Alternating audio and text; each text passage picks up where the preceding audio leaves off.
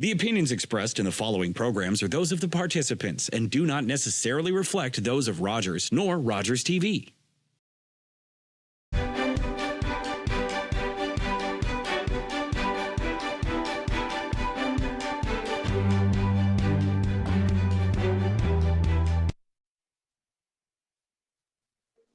Hi, and welcome to Politically Speaking. I'm David Shearman. My guest today is Dwight Burley, who is the mayor of Georgian Bluffs. Always a pleasure to have Dwight with us. Welcome. Good to have you back again. Thank you, David. Now, Dwight, this is it's a beautiful spring day in Georgian Bluffs, just as it is in Owen Sound. Do you think the late snow has affected your snow budget at all this year? No, it's just made everything very frustrating for the guys to get out to do what they want to do. Can't really clean up sand on our roads and intersections because it's still snowing. It's just a very frustrating spring, but we'll get through it. Yeah, I noticed that the side roads that are not paved. Now I won't say this is in Georgian Bluffs, but in other parts of Grey County that may not have as high standards of road maintenance as Georgian Bluffs does. Some of those side roads are pretty muddy, and the water is pretty high still. See, and the unfortunate thing is people can't understand that roads crews can't really put graders and things out on these types of roads until the frost is out. And it's very frustrating trying to explain to somebody you have to drive over those potholes for another 2 weeks until it dries up. Very frustrating for them. And unfortunately, there's nothing we can do about it. You can try to put a bit of gravel on it, but it's just an exercise in frustration. Yeah, you don't want to lose a grader either in a pothole or in a mud puddle, but then because those things can get deep. No, they can't. We're very fortunate in Georgian Bluffs. Our road bases are reasonably good compared to other surrounding municipalities, so we're lucky. A good maintenance has been going on, but we do have some frustrating areas, and we're very fortunate that we do not have any spring flooding per se. In our normal areas, it's subsided, it's gone, which is good. Yeah. Although I noticed that the one of the staff here in Owen Sound said that, and yeah, okay, it's Owen Sound, but did admit that it's been a very hard winter on all the roads because there's been a lot of freeze-thaw cycles, and which was difficult. Do you find the same is true in Georgian Bluffs, that the freeze-thaw cycles have been a little bit heavier this year? Yeah, no, it has. It's hurt our double surface treatment roads quite a bit. But unfortunately for us, it's only a few roads that is affected, not them all. Yeah. Well, it will be interesting. I think we're all waiting for the 1st of May when things begin to dry out. Okay. No, not for that reason, Dwight. We're not going to get into provincial election politics here. It's got everything to do with roads. Oh, that is a political issue too sometimes. Anyway, let's move away from that. One of the things I noticed is that in reading the minutes and in reading the newspaper is that there is a proposed change of ownership around the biogas digester, which is something you and I have talked about on many previous shows. And apparently there was a conversation with Chatsworth, and the staff was instructed to look at possible alternatives. What's that about? Okay, what it's all about is that we had a public meeting, a joint meeting with Chatsworth and Georgian Bluffs, first time in a long time, and to discuss a biodigester. What are we going to do and so on. So Chatsworth has finally done what I'd asked them to do many times. They keep referring to they want to get out of the biodigester business. They don't want to be part of it. They just want to be part of the sewage lagoon. So as I said at the public meeting, thank you for that. Now we understand where you're at. You've made it public. You don't want to be part of the biodigester. Good for you.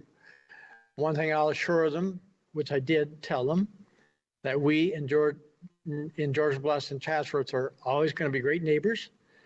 We'll sit down and find out what is the best way to do what they want. Now, it's a very complex situation here. We instructed both our CAOs from Patty Simmon and Cynthia Fletcher from Georgian Bluffs to go back and trying to come up with information for another joint meeting of the two councils. It's a very complex thing. Like, we don't know if, for instance, the Biodigester and the sewage lagoon are on the same property. We don't know how that'll work, what kind of a situation that would create, can Chatsworth still be part of it as an owner? We don't know, and it's very complex. We need to know what the value of the Biodigester is itself, and that's a very complex situation. Staff, they're going to be very hard pressed to try and come back with all the information needed before, per se, we get into a lame duck situation. So it's going to take a long time. You need to get a hold of the very expert consultants and so on in this business to be able to appraise something like this. You can't use like a house appraiser or something like that. So that's very complex. There's just many things. Yes, some councillors on Chatsworth's side want to think we can sit down and say, here, I'll on out. What are you going to pay me and so on? That's not the way it works. We got to sit down. It's very complex, and we depend on our staff.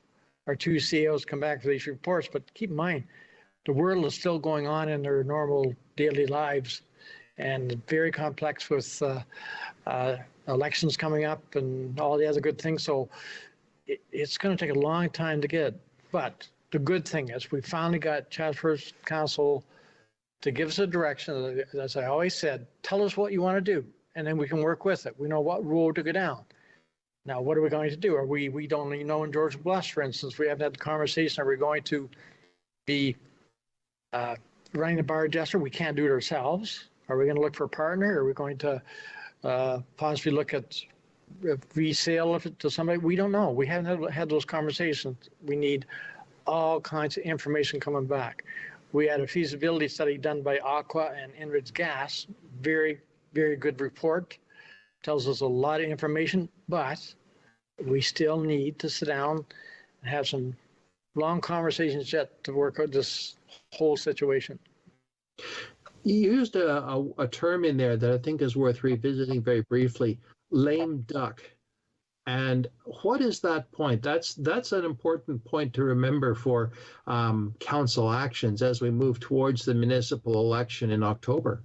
Well, the nomination period starts May 2nd and it ends August 19th.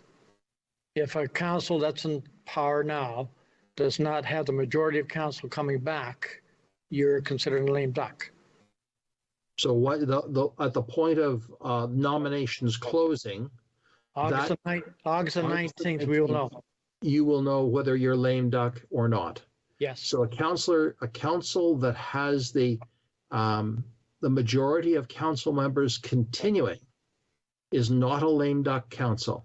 No, it is not. And that then it could continue to make decisions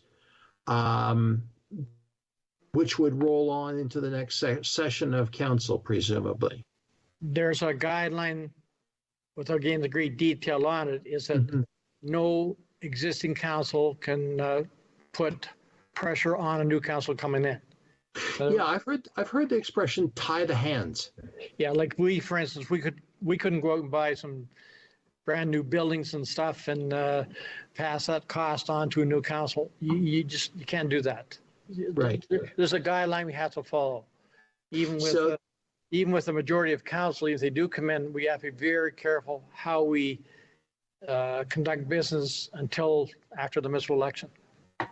Yeah, I think we forget that because it's not something that is at the forefront of our thinking as electors when we get into that time period. That there is an adjustment, so to speak, in the way council does business, and I think it's a very helpful point to make because it will affect the decisions and the actions of every municipal council, no matter whether it's your council or any other in our viewing area.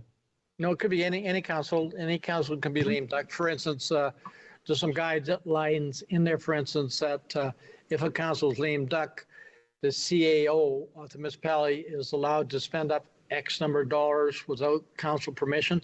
So there's a whole guideline already in place for it, and I'm quite sure every municipality follows the same rules. Sure.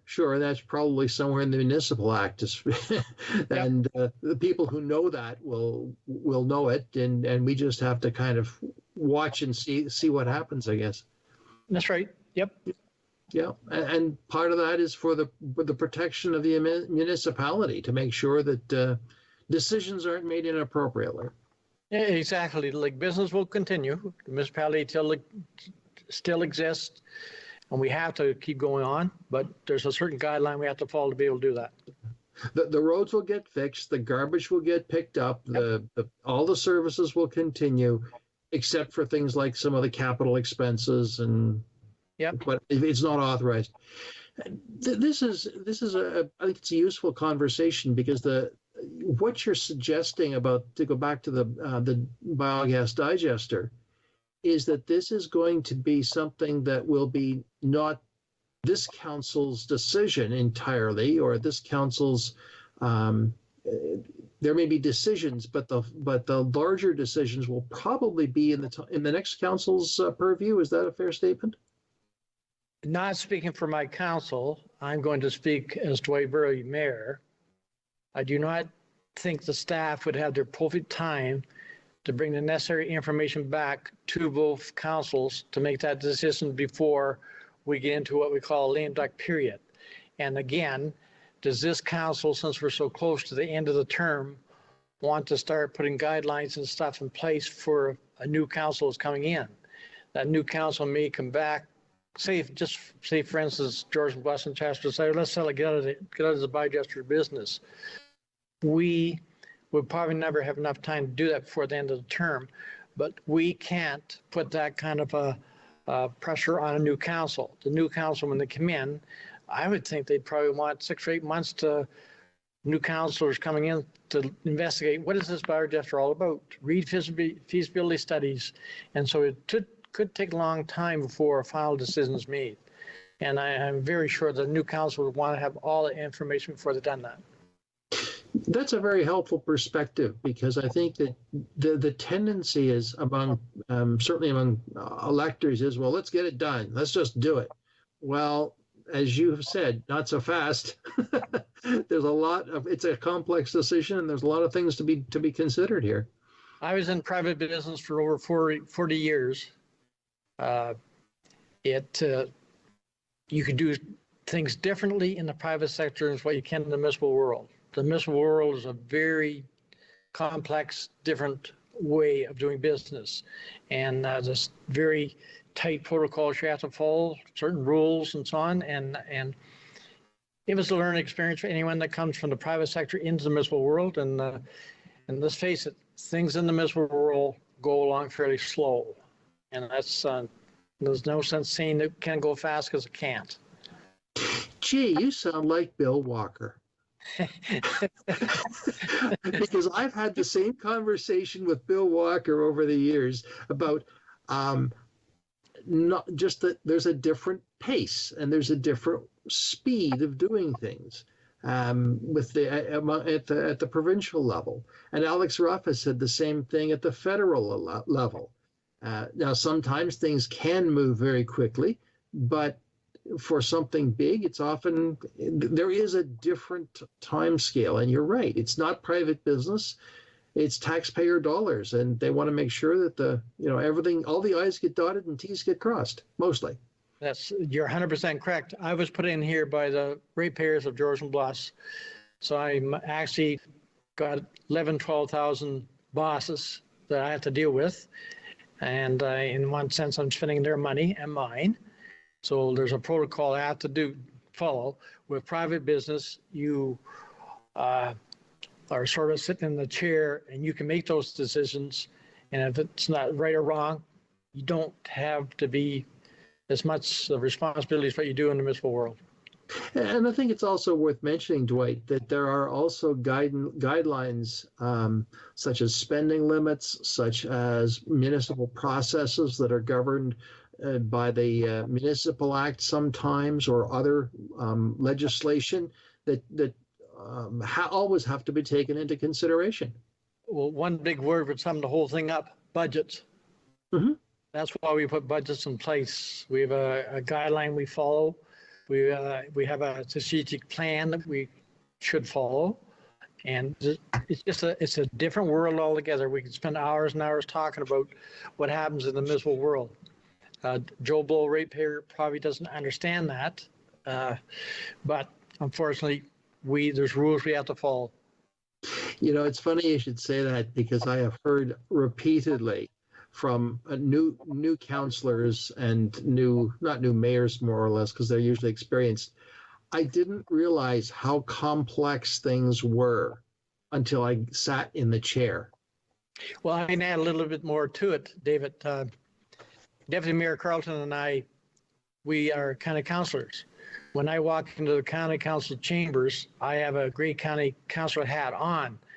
I represent 96,000 people instead of 11,000, 12,000 people. And there's a lot of people can't understand that. Coming from a small municipality, you don't represent your municipality when you're there. You represent all of Grey County. And that's a very important thing that new councillors have to understand that.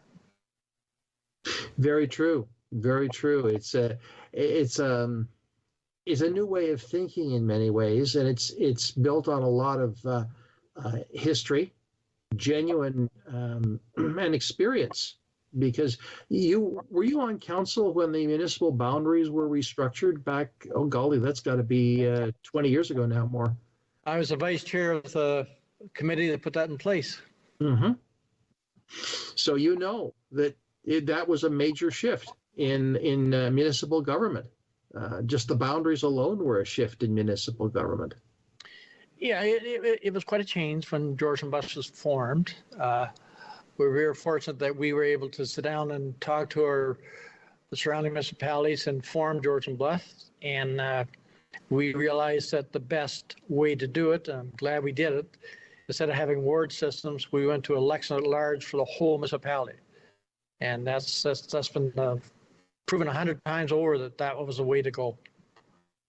I think you're right, because having lived in a community where there was a ward system, it actually does make it a little more, dare I use the word, provincial, because you're only looking after the interests, or care, I won't say care about, but you're only watching the interests of the people who elect you, which is the people in your ward. Yep. It makes things a little more, dare I say it, considerate when you've got a much larger group of people you have to listen to. See, that the way of thinking, there'll always be a Sarawak, there'll always be a Capel, there'll always be a Derby. That's for life. It'll never change. But we in Georgian Bluffs are Georgian Bluffs. We represent all the three former municipalities, and it's been just fantastic. Yes, and I think we're also, as I look around the surrounding municipalities, I certainly see the benefits to an at-large system. It makes a lot of sense for our community. So to get back to the biodigester, it's basically sent back for further research, and you'll meet again. What we're trying to do, like the day-to-day business of both municipalities have to continue. For instance, take the CAO of Chatsworth. She's actually their treasurer and their clerk too.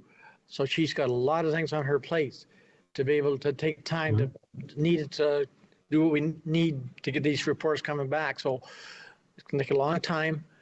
We're going to wait, give our two CAOs an opportunity to see what they can come back, and we'll probably have another joint meeting before, in case the lame duck period comes in. I'm guessing probably July would be my guess. But there's no sense having a meeting unless you have some more information to bring to the table.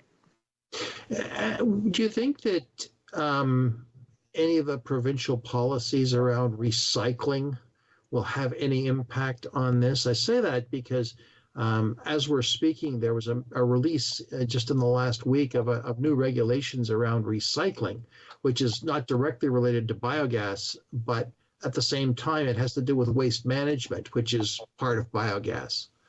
When we first started the Barchester, we had meetings with provincial ministers, Ministry of Environment and so on, about the Barchester and so on, and we were promised by a politician. Anyway, we were promised that the province would put guidelines in place for all municipalities had to take their septic to a Barchester, period. No more spitting on lands. That was many, many years ago. They still have not done nothing. Now we're getting into the same situation with source separated organics. We're waiting, talking to ministry and so on. We would like you to put the guidelines in place that all municipalities got to stop taking their organics to landfills. They have to go to a Barchester. Now, if they do that, it makes it easier for building a business plan. For instance, Georgian, Bluffs, and Chatsworth and so on works with the city of Owen Sound. An ideal place for them to take this type of stuff is to a Barchester, which we're very fortunate to have. We all talk about climate change, climate action. The Barchester is the best thing ever happened in this whole region, and people have to understand that. If you could take your septics and put it through a Barchester, for instance, comes out 99.9% passing free, instead of just taking and putting human waste on a farmer's field somewhere. It doesn't make sense to me. Even the source separated organics, it's better to run it through a Barchester to make fertilizer and so on, which is right to put back on a farmer's field. Well, it's going to be you used, actually, I want to back up a little bit. You used the words, the province promised. And I am aware of one statement which I believe is true.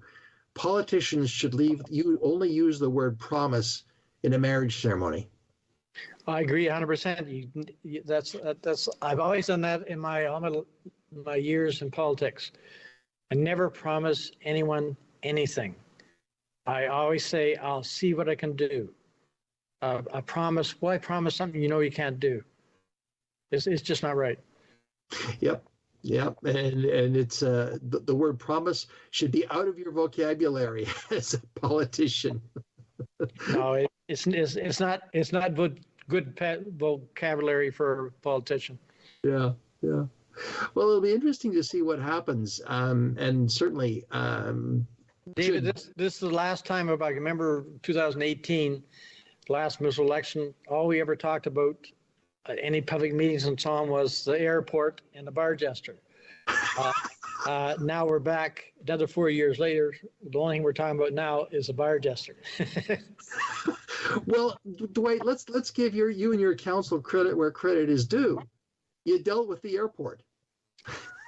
We said what we said we would do during our election process at that time, that we would definitely be looking at the airport and doing something with it. It took a bit of time to get that point. We did it. I'm very proud of what we did do as a council. I don't look at it as selling the airport. I was looking at it, putting it back in the private sector where it should have been. A private contractor, how would I say this very politely, has less guidelines and rules they have to follow. It gives them a bit more freedom to be able to run that airport. The international airport is a NASA for this whole region. It should always be an airport. And with the new owners of the airport, that's what we're going to see is going to happen. That's what I've been told. I have talked to a few pilots, and they're quite excited about the change in ownership of the two airports in the area. Yep. And they're feeling quite positive. So we shall have to wait and see. And Clayton's doing exactly what he said he was going to do. He was going to put in a new restaurant at Owen Sound Airport, get it up and operating, basically to bring revenue coming in, smart business person. And then he'll start working towards the Warden Airport and do his dreams and stuff he want to do over there. So it's just fantastic for the whole area. Yep. Well, we will wait and see. And of course, you got to remember that Wyerton is also which I was reminded of recently as a little piece of Canadian aviation history. Oh, definitely. Yep. So we'll keep our eyes on that and just wait and see what happens. So anyway, it was to reiterate, you did what you hoped to do for this. At least your council did what you hoped to do in dealing with the airport.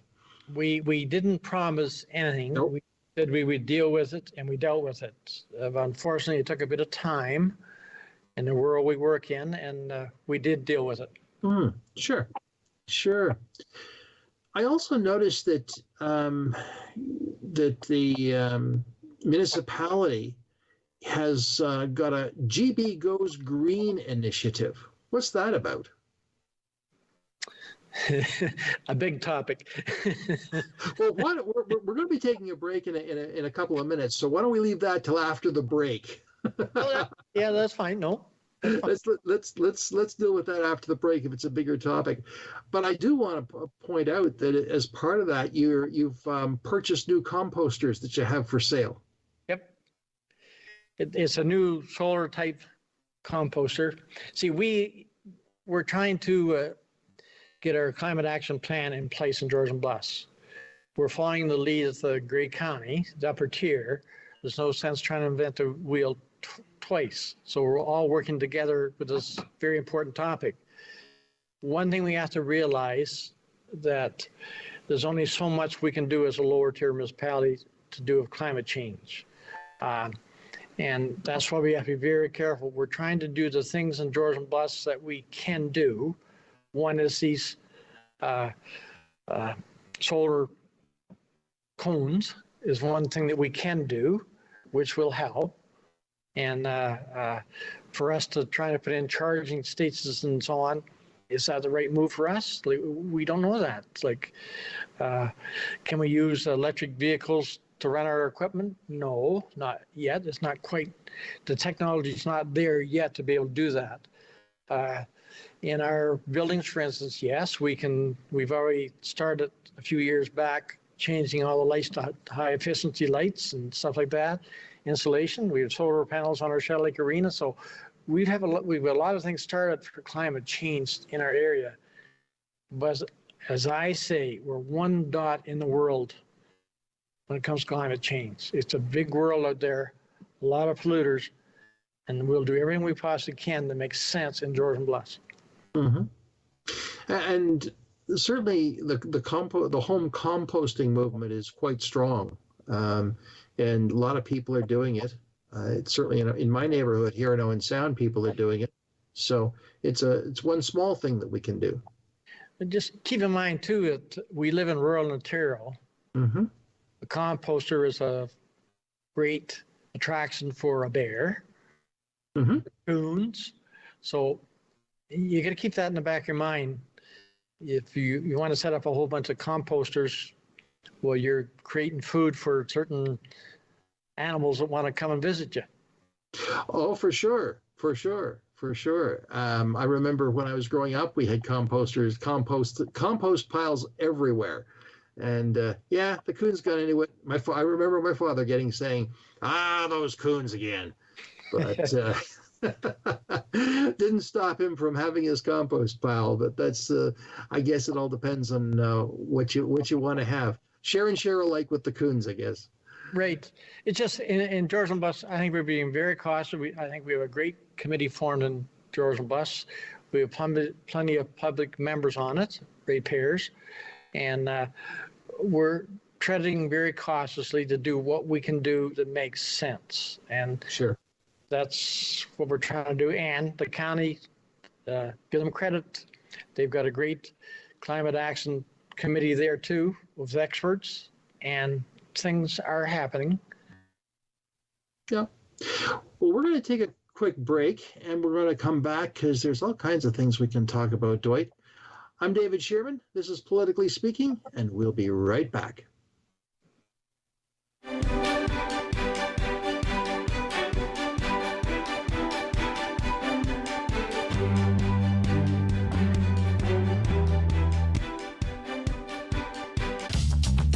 This program is brought to you by Ignite TV. Now you're in command.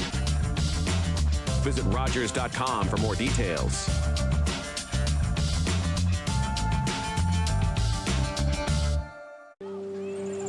Ani, I'm Carolyn King, and I'm a member of the Mississaugas of the Credit First Nation and the creator of the Moccasin Identifier.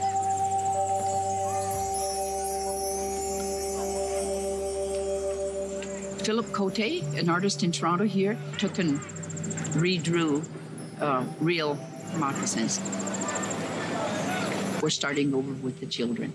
The idea is that they would research whose land their school is built on, near, or what treaty area they're in. And the educational kit that we have has all that information in there. And the children just, love it. My dream is that this province will be covered with moccasin identifiers within the next decade, and they will forever know whose land they're on. That's the goal. Educate and awareness with a nice, simple little program called the Moccasin Identifier. What kind of show do you want to see on Rogers TV? What interests you? Log on to rogerstv.com, fill out a show proposal, and tell us about your segment idea. We want to know what you want to see. Rogers TV, only on Rogers. The opinions expressed in the following programs are those of the participants and do not necessarily reflect those of Rogers nor Rogers TV.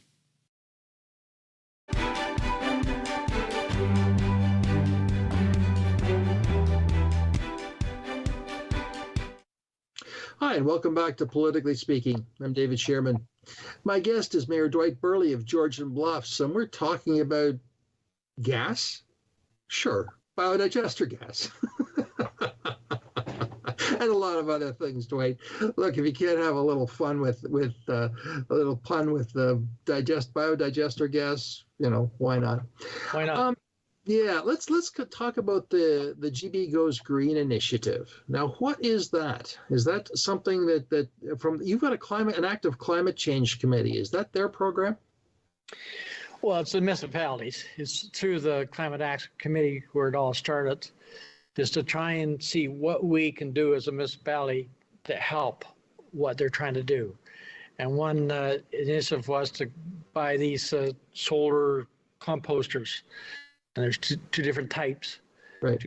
Two different sizes, which we're going to offer to ratepayers if they want to come in and buy one. I believe the smallest one is $140, if I'm not mistaken. The bigger ones, I think, are $500. Don't quote me on that, but you'll find out when you come to buy them. But they're available. And they'll probably be on the municipal website as well. Yes, it will be. Yes. Yeah. Once it's approved by council, it doesn't go to council until tomorrow night. Right. I know that one of those styles of composters I've actually had, and they're pretty good. Coons don't get into them. It's really hard for coons to get into them. Going back to our previous conversation, but we'll just have to wait and see. Let the users report on them. Okay. And one of the things that I think that you mentioned earlier is that we're not quite there yet in terms of heavy-duty municipal equipment. You won't find graders or dump trucks or snow plows that are battery powered, but eventually they may become hybrid units. But we're not quite there yet. No, I think we're a few years away for that to happen. We in smaller municipalities, for instance, can get we in George Bluffs, for instance, have 2 vehicles around the municipal office that staff use, say, to go to banks and stuff like that. They could very easily be a hybrid vehicle and not cause any problem. Even our patrol trucks we have to be very careful. These guys are out in the middle of the night, hopefully with a good vehicle, there's no problems, but who knows if the technology is there that nothing will happen while they're out there by themselves. And let's face it, the availability of all these vehicles is not there yet. Like to try and order stuff that you need, they haven't made it. And the batteries are a big thing. Like, I think we're still a little ways away before we be able to do it now. As for big plow trucks and so on, I don't know. I think that we have a lot of technology in there yet before that happens. Sure. Well, I'm sure that the tall foreheads are already working on that and developing those kinds of equipment. So it'll just be for a decision for a future municipal council. I would think so, yes. One of the things that I was looking at is that we've talked about before is the budget. And Georgian Bluffs is almost at the end of its budget presentation or budget cycle. Where is the municipality at right now? We have an approved budget now. Our budget will end, the municipal levy part is about 3.22%. The combined is sitting about 2.6.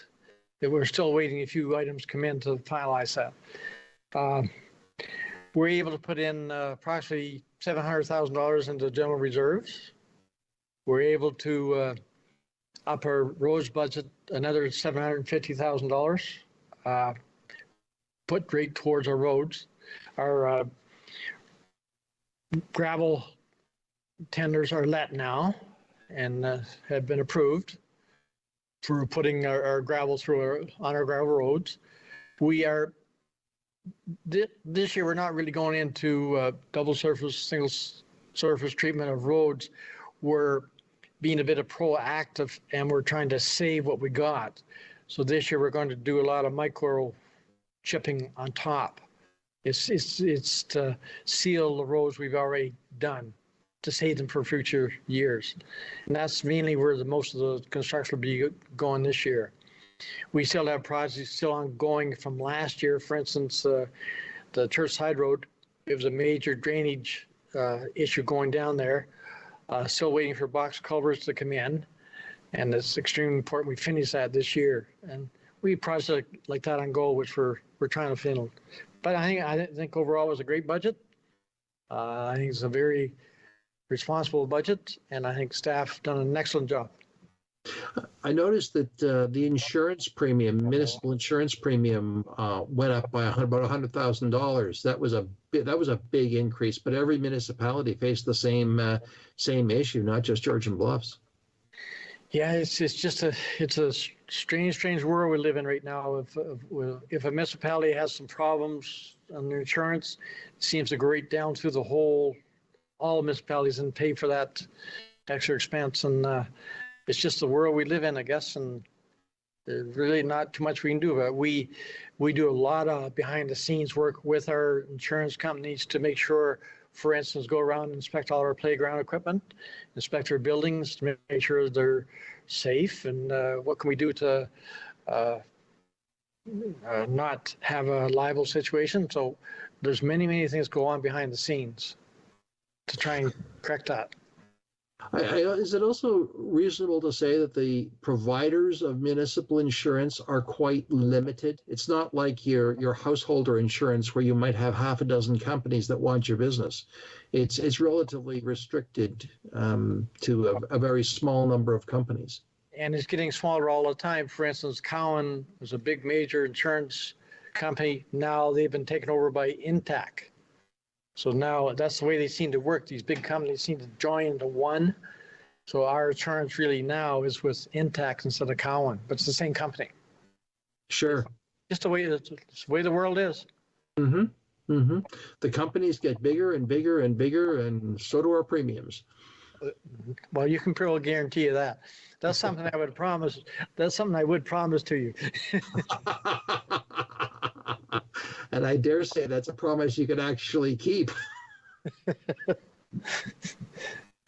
Yes. Now, I'd also noticed that there are some upgrades or maintenance items at both East Linton and Shallow Lake water systems that are requiring there's equipment to be replaced and that kind of stuff. They're getting at the end of their lifespan and planning. These have been planned for to be able to do it, and it's just the cost of doing business, and we're very fortunate. I think we have Aqua look after all our water systems, and they have great staff in Georgian Bluffs that are looking after these for us, and they know what they need, what we need to put aside in those systems to be able to do these necessary upgrades. And keep in mind, the water systems are only paid for by the people on the system, not general taxation. And that's very important. People understand that. Yes, it's that's true no matter where you are. Our water systems in this province are all user pay. Yep. As well as sewer systems. The sewage, like you can have your own septic tank, but for those of us who have municipal sewer systems, they're also user pay. That's correct. Yep, that's what it should be.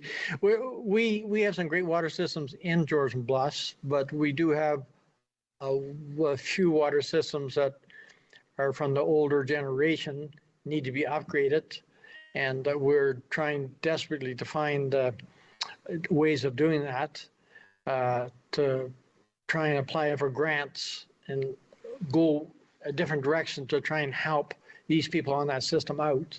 And we're staff are doing that right now.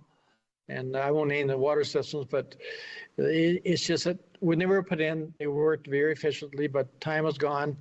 And with all the guidelines that the Ministry of Environment has put in place in the last few years, it makes it very hard for these people because the cost of that water system keeps going up all the way. Sure. Water is not free. No. Not anymore. Yeah. Well, let's, I want to also ask you about a committee I actually had never heard of before, but it seems to have a very interesting history. It's called the Bruce Peninsula and District Veterinary Committee. And what can you tell us about that? David, believe it or not, that was a committee that was formed 10, 12 years ago. And we in Georgian Bluffs have paid the fee on that committee for years and years and years. I think it's very small, $600 and some a year. And the main purpose of it was that it's for the bigger animals in the municipality, like horses and cows and stuff like that.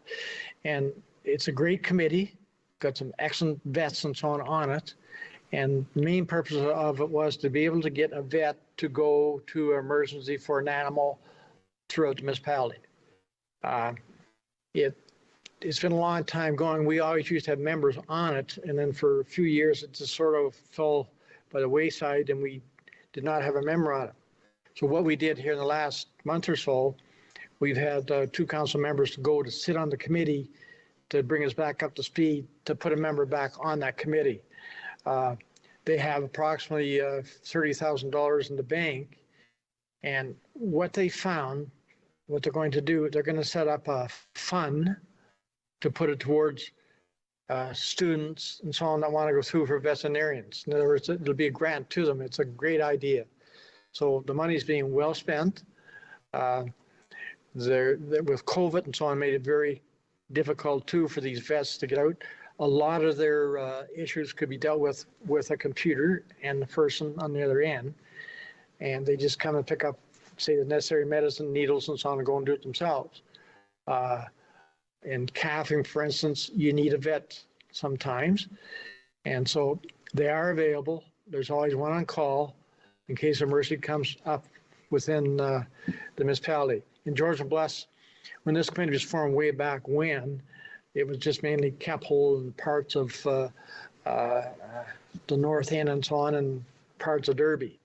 But now the committee's looking at, it should be all of Georgian Bluffs and all of North Bruce Peninsula and so on. So it's a good committee.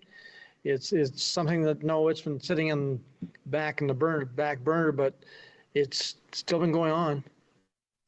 The interesting thing, and I don't think most people would recognize this, is that these are not small. There's a difference between small animal practice, which most people have experience with for their dog or their cat or their gerbil. But these are for our large animals, like you said, for things like calving and larger animals, cattle, horses, maybe even sheep. Yep. But the point is, or my thought is that the reason it may have been established is that it's hard to get a vet to stay in those areas. because there's not a full practice there for a large animal. You couldn't have one vet running all the way across up and down the Bruce Peninsula. You'd burn them out. What happened was the province set up a grant to help these vets out, and this committee actually looks after it. I forget what it is. Say just use the figure. Say one vet, each vet's given $40,000 to go to do these calls, and when they use up their quota, then they come back and get some more. But if they don't use it, that money then is taken and given to a vet that has more calls or so on. So it's a good program. I think they got the right people doing it. Is there a lot I need to know about it? Yes, I got to learn a lot about it because it's one of these hidden committees that we come across and basically said, well, why are we a member of this when we have nobody representing Georgian Bluffs? And well, we found out about it. Now we're doing something about it. Hey, it's unfortunate that cows don't vote. Well, I think some of them do. Well, it'll be interesting to see, and I think it's one of those things where you don't realize, gee, agriculture is still a huge and important part of our community's lifestyle, and it's important that we remember that. Well, setting up this fund, like using the $30,000, whatever we got left, to put it towards a good cause, like helping a young person that wants to become a vet, help them with their schooling and so on and so forth. So I think it's really great. They should be commended for what they're trying to do. Well, I actually am a fan of the various vet shows that are on TV. So I'll remember that the next time I watch Dr. Pole or Highland Vet or one of the other shows that I really enjoy watching. Yeah, I'm not sure I could stand being at a calving, but that's okay. Well, unfortunately, when you drive around rural Ontario and see all these cute little calves and so on, there's a lot of work goes on behind the scenes to get them where they are. Exactly. There is a huge, and I don't think we appreciate that amount of work and sometimes the technical knowledge that a vet can provide. So it really is an important part of our community life. So good to learn about that. And it was one of those sets of minutes that I found it in the agenda package, and I thought, this is really interesting stuff. Well, there's going to be a lot more coming out of it. Now we're involved again as a member. We always were a member, but to have somebody there to actually report back to council with what's going on. Yeah. Well, let's shift the focus a little bit and go up to the county, because I know that long-term care is an interest of yours. And what's the latest on the long-term care file that you can tell us about at the county? Very, very exciting topic. Our main item on right now is Rockwood Terrace. We hired a great consultant. They're guiding us through the process, even on the provincial side, to make sure we do things right. Rockwood Terrace is going to be a green building from get-go, just a fantastic building. We at County Council, the committee has brought back the proposed designs to County Council, so County Council can look at it. Let's face it, long-term care is completely different what it was even 2 years ago. There's many new guidelines put in place, and to give more comfort to the person that has to be there, privacy. And with COVID, it's shown everybody that we need to be able to isolate people a lot easier, even with dining rooms and stuff like that. And all these designs are in this new project. We're in the process now. We've hired the architect for Rockwood. They're coming up with final designs and so on. It's right on schedule. It will be open by 2025. This is a move-in date, and we will be ready. But it's just going to be a fantastic building. When the county acquired the land, the 33 acres where the site's going, then we start talking about campuses of care and so on, which is another great big topic. So we're trying to design everything as it goes along that we can build on this over the next few years. The proposal that we're looking at right now is a long-term care building and assisted living building at the same time. Sort of one goes along with the other, and it's needed in this area. It's too bad we couldn't build them all over the place, but we can't. We're talking a lot of dollars to do what we're doing, but it's worth every cent of it. Yes, I know. I've been in Rockwood Terrace myself, and I know the need for the upgrades and the essential nature of it, because I think it was Bill Walker who was telling me that Grey County is unique because there are 3 county-owned long-term care homes instead of most. You're only required under the Act to have 1, but That's we've correct. got 3. Yep. Which is, I think, a real kudo to this region or to this county, because we recognize the nature of the county. Well, the unfortunate thing is the population in Grey County is getting older. There is a need for this. The whole way to try and solve the problems we have is trying to keep people in their homes as long as we possibly can. And programs are now being put in place to try and help with that. But there's a point where people need a place to go before they go to a long-term care home. And that seems to be the way of thought and the way things are changing. And every change you make, there's a whole bunch of guidelines and so on that have to be followed to make sure it happens. We in Grey County were very fortunate to have such excellent staff.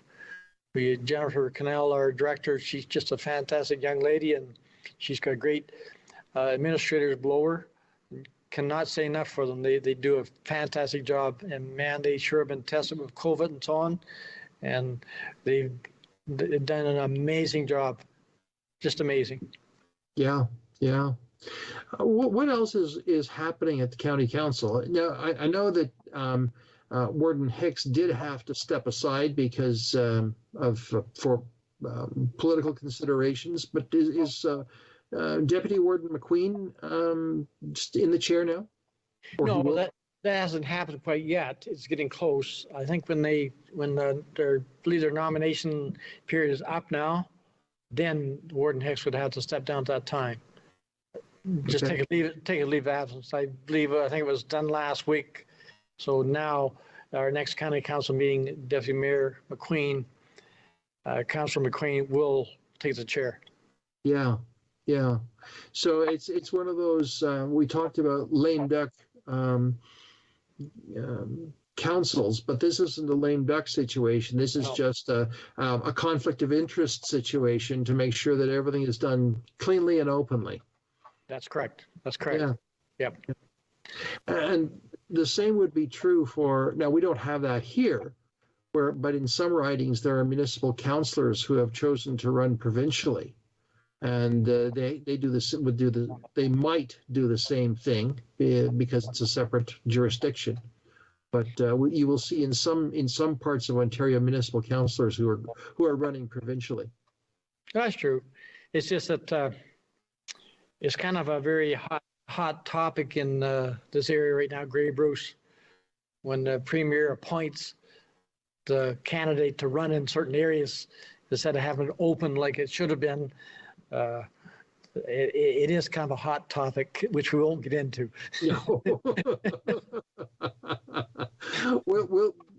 That's probably one of those no-go zones. Although I have to say that Mr. Walker did give a very spirited response to that when I interviewed him recently. So we'll leave it at that. We'll leave it at that. Anyway, Dwight, is there anything else that's happening at the county level? We've got about 5 minutes left. Is there anything at the county level you want to speak to? No, nothing really. It's just there's always many things going on. We got some very hot topics when it comes to speeding around throughout the county in various areas and so on, and the county's trying to deal with it. It's frustrating for a lower tier we do not set the speed limits on a county road. It's done by Grey County. Grey County have a guidelines they follow to do that. And that's hard to explain to a ratepayer in Georgian Bluffs, for instance, that we have no control on it. Yes, I sit on county council. I can have my say, but I'm one of 17 other county councilors. So, there's nothing more I can do. I think the problem with the county roads is that the county road speed limits were set on a complaint basis instead of what they should have used was the design of the road. And that's caused them a lot of problems. It's coming back to bite them right now. And one of the things I think that we have to remember, especially here in Grey County, and yes, in all of our municipalities, is that we do have horse and buggies using the roads. Last week, I happened to be out on the road on a Sunday morning, and I encountered a row of 12 horse and buggies on their way to church. Huh. And that's fine. But all of a sudden, I realized I have to be careful. Yep. Because I don't want to spook the horse. I don't want to cause any damage as a driver. I have to share the road. Yep. So, we've got that little dynamic that's in there too. And agricultural equipment, horses, buggies, tractors, all are permitted on our roads. Yes, it's just, that's the key word, is we all have to learn to share. Let's face it, county roads are made to move traffic, whereas a municipal road, a different standard. It's not made to move traffic. It's like what's with the county road.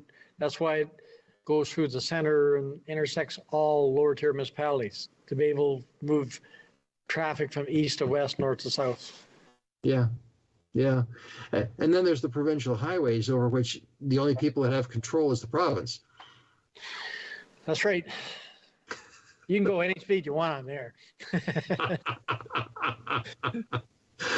Well, let's just shift quickly. We've probably got a couple of minutes left. I just wanted to talk briefly about the municipal election.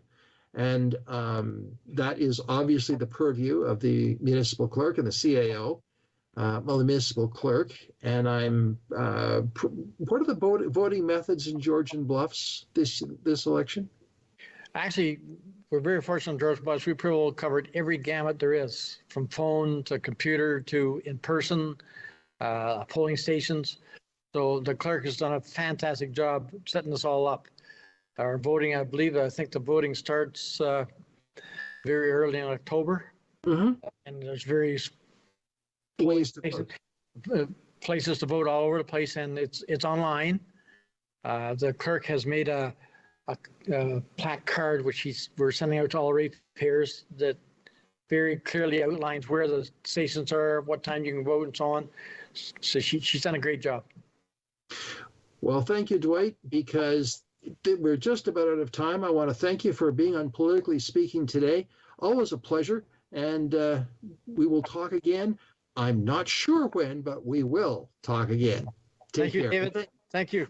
And thank you, friends, for being a part of Politically Speaking. I'm David Shearman. We'll talk again.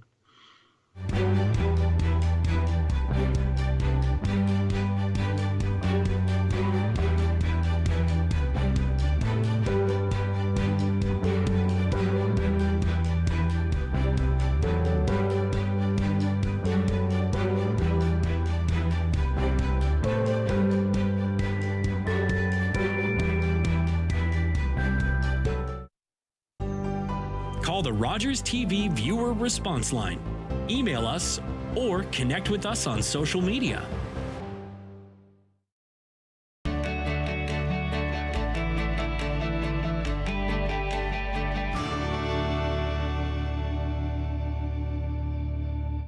October 5th, 2014, my daughter was hit by a train. She was walking along the sides of the tracks, and it shattered her world. Calling all journalism students. Omni Television is once again awarding scholarships to qualified students pursuing a career in